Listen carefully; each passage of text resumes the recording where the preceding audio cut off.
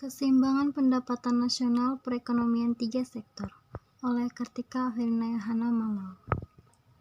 Di dalam dunia nyata, pelaku kegiatan ekonomi bukan hanya rumah tangga dan perusahaan swasta. Dengan masuknya pemerintah dalam analisis pendapatan nasional, maka analisis pendapatan nasional dibagi menjadi tiga sektor. Dan peran pemerintah dalam perekonomian adalah penyedia barang publik, di mana penyediaan tersebut memerlukan pembiayaan.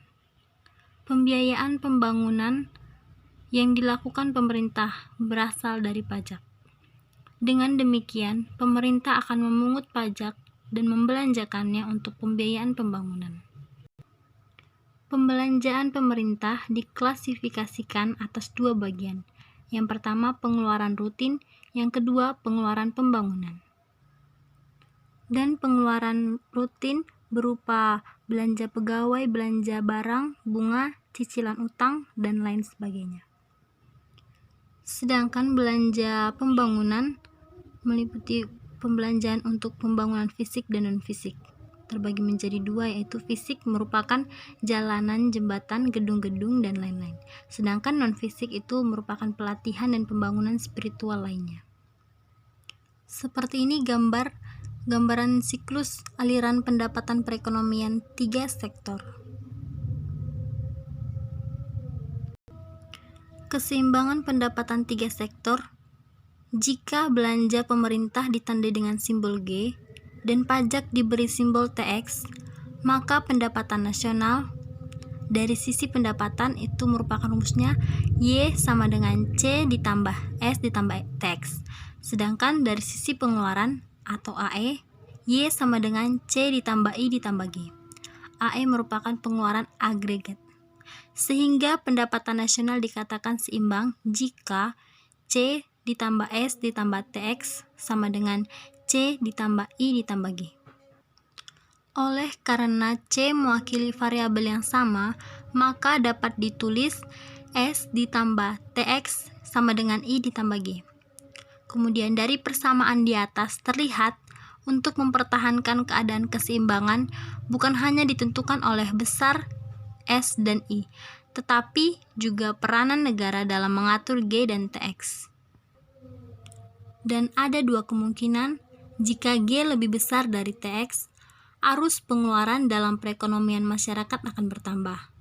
Tetapi sebaliknya, jika TX lebih besar dari G, arus pengeluaran dalam perekonomian masyarakat akan berkurang.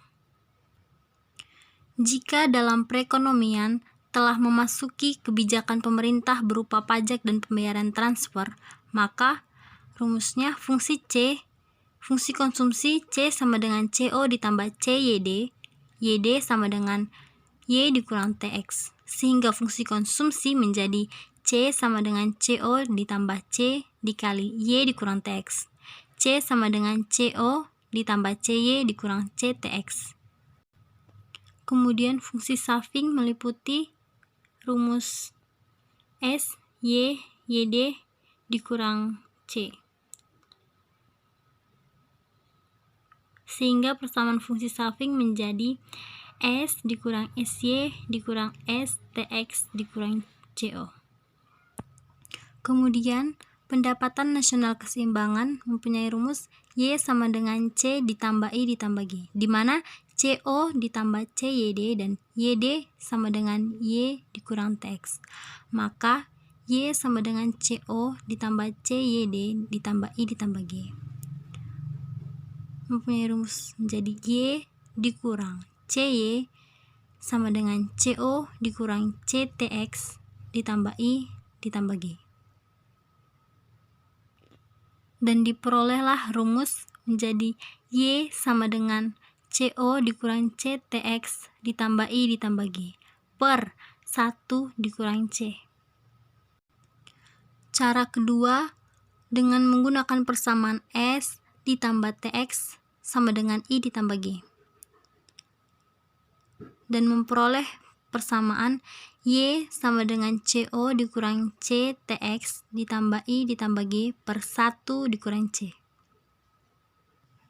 Sebagai contoh, Diketahui fungsi konsumsi C sama dengan 0,75 YD ditambah 20 miliar, investasi atau I 40 miliar, pajak atau TX 20 miliar, konsumsi pemerintah atau G 60 miliar. Berdasarkan data di atas, hitunglah besar pendapatan nasional equilibrium, konsumsi equilibrium, dan saving equilibrium. Maka penyelesaiannya sebagai berikut. Kita menggunakan rumus Y sama dengan CO dikurangi CTX ditambah I ditambah G per 1 dikurangi C. Kita tinggal memasukkan Y sama dengan 20 dikurang 0,75 dikali 20 ditambah 40 ditambah 60 per 1 dikurang 0,75. Hasilnya 420. Lalu kita masukkan rumus C sama dengan CYD ditambah CO sama dengan 0,75 dikali 420 dikurang 20 ditambah 20 sama dengan 320. Lalu kita memasukkan rumus S sama dengan YD dikurang C, yaitu 420 dikurang 20 dikurang 320 menghasilkan 80. Untuk melihat kembali apakah hasilnya benar, kita menggunakan rumus S ditambah TX sama dengan I ditambah G, yaitu 80 ditambah 20 sama dengan 40 ditambah 60. Hasilnya 100 per 100. Kemudian pembayaran transfer atau subsidi oleh pemerintah. Selain memungut pajak, pemerintah juga melakukan pemberian transfer kepada masyarakat, sehingga persamaan pendapatan disposable dinyatakan sebagai YD sama dengan Y dikurang TX ditambah TR, di mana keterangan TR merupakan transfer pemerintah dan TX penerimaan pajak. Kita memasuki contoh kedua, yaitu diketahui fungsi konsumsi atau C sama dengan 100 ditambah 0,8 YD dan investasi sebesar 50 miliar. Peranan pemerintah bertambah menjadi 250 miliar, penerimaan pemerintah dari pajak 250 miliar, dan pemerintah memberi subsidi atau transfer sebesar 50 miliar. Dan pertanyaannya, tentukan besar pendapatan keseimbangan. Maka cara penyelesaiannya kita menggunakan rumus Y sama dengan C ditambah I ditambah G. Tinggal kita masukkan C tadi sama dengan 100 ditambah 0,5 YD ditambah 50 ditambah 250. Maka menghasilkan Y sama dengan 1.200 miliar. Kemudian multiplier atau angka pengganda pada perekonomian 3 sektor. Dalam perekonomian 3 sektor, kita membedakan dua keadaan, yaitu yang pertama angka pengganda dengan pajak lump sum. Yang kedua, angka pengganda dengan pajak proporsional.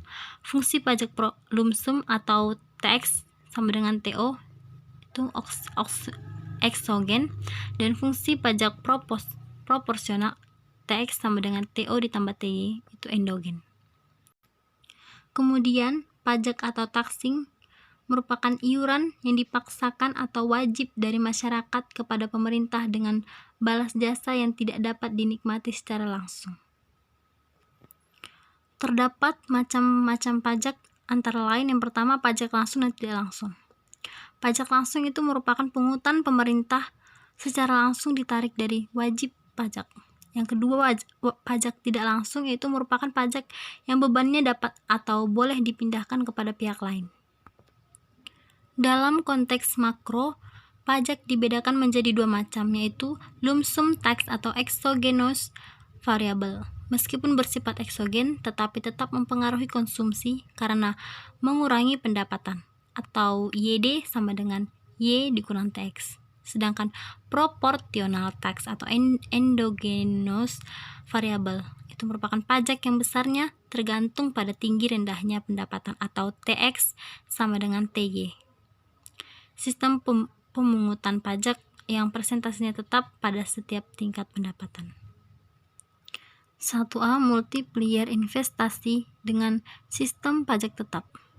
Pendapatan nasional dapat berubah sebagai akibat dari perubahan investasi. Persamaan nasional keseimbangan memiliki rumus Y sama dengan CO dikurangi CTX ditambah I ditambah G per 1 dikurang C. Perubahan investasi sebesar delta 1 delta I akan mengakibatkan pendapatan nasional mengalami perubahan menjadi Y ditambah delta Y sama dengan Y1, sehingga memiliki persamaan sebagai berikut dan memiliki rumus Y1 sama dengan CO dikurang CTX ditambah I ditambah delta I ditambah G per 1 dikurang C. Dengan demikian penambahan pendapatan adalah sebesar delta Y sama dengan delta Y1 dikurang Y. Diperoleh delta Y sama dengan delta I per 1 dikurang C. Sehingga multiplier investasi pada sistem pajak tetap atau KI adalah KI sama dengan 1 per 1 dikurang C atau KI sama dengan 1 per 1 dikurang MPC. Kemudian multiplier investasi dengan sistem pajak proporsional. Pendapatan nasional sebelum ada tambahan investasi merupakan Y sama dengan C ditambah I ditambah G. Dan menghasilkan rumus Y sama dengan CO ditambah I ditambah G per 1 dikurang C ditambah C dikali T. Lalu, jika investasi ditambah sebesar delta I, maka pendapatan nasional meningkat menjadi Y1 sama dengan CO ditambah I ditambah delta I ditambah G per 1 dikurang C ditambah C T. Kenaikan pendapatan itu delta Y sama dengan Y1 dikurangi delta Y sama dengan delta I per 1 dikurang C ditambah CT. Maka multiplier investasi dengan pajak proporsional adalah atau KI sama dengan 1 per 1 dikurang C ditambah CT. Atau KI sama dengan 1 per 1 dikurang C dikali 1 dikurang T. Kemudian contoh yang ketiga, contohnya jika diketahui MPC sama dengan 0,75, pajak proporsional atau T sama dengan 0,20 Y. Tambahan investasi adalah 20 miliar. Dan pertanyaannya, hitunglah multiplier dengan sistem pajak tetap dan multiplier dengan sistem pajak proporsional. Dan kita menggunakan rumus bagian A, KI sama dengan 1 per 1 dikurang C, yaitu 1 per 1 dikurang 0,75. Hasilnya 4. Dan B, KI sama dengan 1 per 1 dikurang C ditambah CT sama dengan 1 per 0,75 ditambah 0,75 dikali 0,2. Menghasilkan 2,5. Yang kedua, multiplier pengeluaran pemerintah. Pendapatan nasional dapat bertambah akibat adanya tambahan pengeluaran pemerintah. Pada tahap pertama dari proses multiplier, tambahan investasi akan mengakibatkan pertambahan pendapatan nasional. Demikian juga proses multiplier pada pengeluaran pemerintah akan menaikkan pendapatan nasional. Kemudian, multiplier pengeluaran pemerintah dengan sistem pajak tetap memiliki rumus multiplier pengeluaran pemerintah, yaitu KG sama dengan 1 per 1 dikurang C. Dengan demikian, kenaikan pendapatan nasional atau I delta Y akibat kenaikan pengeluaran pemerintah memiliki rumus delta Y sama dengan 1 per 1 dikurang C delta G. Lalu multiplier pengeluaran pemerintah dengan sistem pajak proporsional memiliki rumus multiplier pengeluaran pemerintah memiliki rumus KG sama dengan 1 per 1 dikurang C ditambah CT. Dan saat kenaikan pendapatan nasional atau delta Y akibat kenaikan pengeluaran pemerintah memiliki rumus delta Y sama dengan 1/1 dikurang C ditambah CT dikali delta G. Kemudian multiplier pajak. Perubahan pada pajak mempunyai dampak yang berbeda terhadap perubahan pendapatan nasional dibanding perubahan investasi dan pengeluaran pemerintah. Perubahan pajak mempengaruhi pendapatan disposable dan selanjutnya pendapatan disposable mempengaruhi konsumsi rumah tangga. Kemudian konsumsi rumah tangga mempengaruhi pendapatan nasional. Dan dalam sistem pajak tetap, jika pajak mengalami kenaikan sebesar delta TX, maka YD akan turun sebesar delta YD sama dengan delta TX. Sehingga pengeluaran agregat akan turun sebesar AC sama dengan delta C sama dengan delta AE sama dengan MPC dikali A dikali delta TX. Sebaliknya, jika pajak diturunkan sebesar delta TX, maka konsumsi dan pengeluaran agregat akan bertambah sebesar delta C sama dengan delta AE sama dengan MPC delta TX.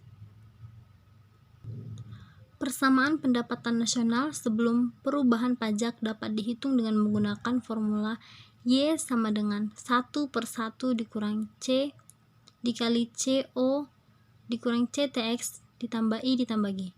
Dengan demikian, pendapatan nasional yang baru telah ada perubahan pajak dapat dihitung dengan persamaan sebagai berikut. Y1 sama dengan 1/1 dikurang C dikali CO TX dikurang TX ditambah C delta TX ditambah I ditambah G. Maka delta Y sama Y1 dikurang Y atau delta Y sama dengan C/1 dikurang C dikali delta TX. Lalu dari persamaan tersebut, pengurangan pajak sebesar delta TX akan menambah pendapatan nasional sebesar delta Y dan multiplier perubahan pajak adalah KTX sama dengan delta Y per delta T sama dengan C/1 dikurang C sama dengan MPC per 1 dikurang MPC.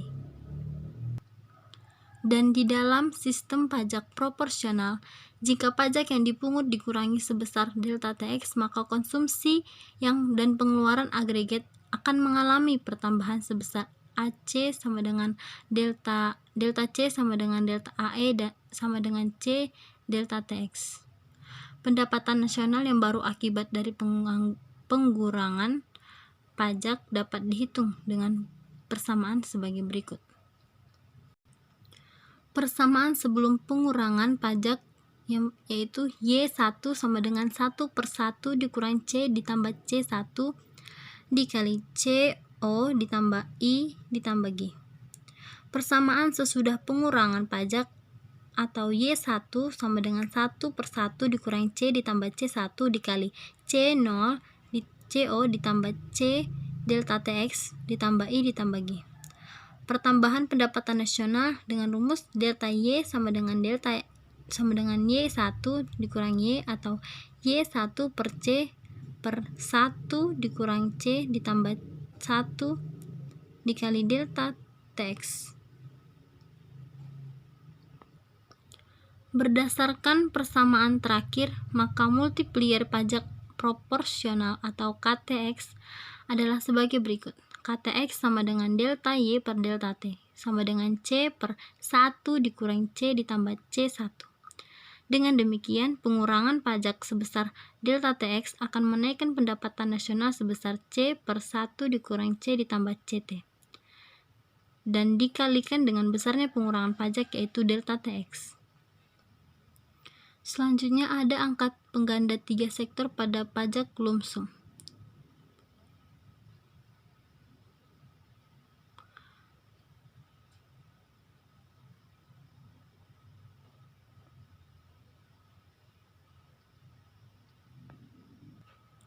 Lalu contoh keempat, fungsi konsumsi masyarakat suatu negara adalah C sama dengan 100 ditambah 0,8 YD dan investasi sebesar 100, kemudian pengeluaran pemerintah sebesar 250 dan fungsi pajak adalah 50 ditambah 0,1 Y, kemudian subsidi sebesar 50. Dan pertanyaannya, tentukan pendapatan keseimbangan nasional, dan jika investasi ditambah 50, tentukan pendapatan nasional baru. Untuk pendekatan pengeluaran kita menggunakan rumus Y sama dengan C ditambah I ditambah G, yaitu Y sama dengan 100 ditambah 0,8 YD ditambah 100 ditambah 250.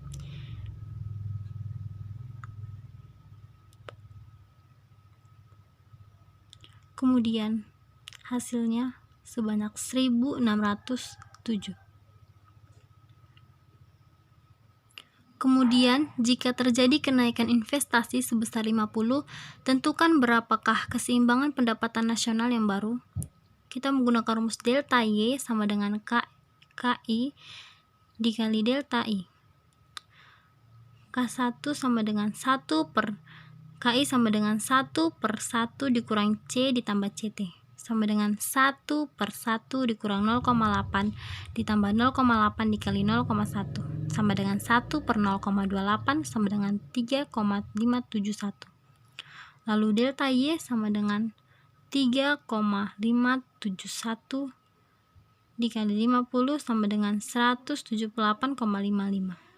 Maka Y sama dengan Y ditambah delta Y sama dengan 1607 ditambah 1708,55 sama dengan 1785,55. Untuk pembuktian pendapatan nasional pendekatan pengeluaran, kita menggunakan rumus Y sama dengan C ditambah I ditambah G ditambah delta I, yaitu Y sama dengan CO ditambah CYD ditambah I ditambah G ditambah delta I, yaitu Y sama dengan 100 ditambah 0,8 dikali Y dikurang 50 dikurang 0,1 Y ditambah 50. Kemudian ditambah 100 ditambah 250 ditambah 50, menghasilkan Y sama dengan 1785,55.